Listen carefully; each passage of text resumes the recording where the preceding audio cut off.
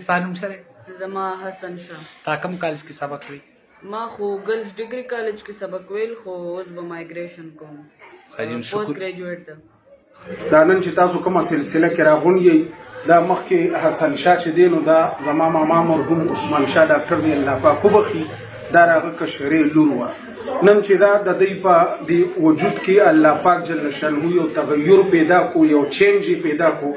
ډاکټرانو سره دوی رابطه وکړه، ای ورته وی چې بس الله نه خیر غواړي، الله پاک جل شانه چې دی نو دا په هر څه باندې قادر دی او د دره زندگی چې دا نو دا دی کې یو چینج راغلی دی.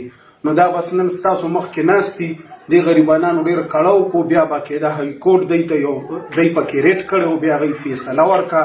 د نادرا والا مونږ شکریه ادا کوو، د کورټ شکریه ادا کوو، های کورټ خاص کر.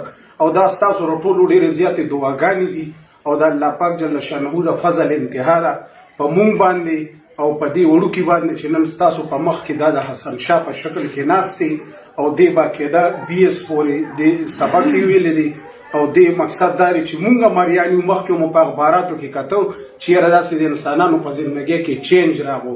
نو زه خو درته ذاتي چې د هغوی په هغه له خدای لعنت ورېږي، زه دا خبره کومه چې ما خو به خپل ځاني زما عقل به نه منله، خو نن چونکې دا زنګ په کور کې، په محله کې، په ګاونډ کې او په رشتهدارۍ کې، او چونکې دا زما د ماما کور دی، زنګ خپل کور دی، په دې کې موږ سره خپله داسې کار وشو. نو بس اوس موږ د الله پاک جل شانه دې زمانه کې ورته زه معجزه ویم او حقیقت دا دی. بیا زه یو ځل ویم چې تمام تر اختیار چې دی نو دا د الله پاک جل شانه دی.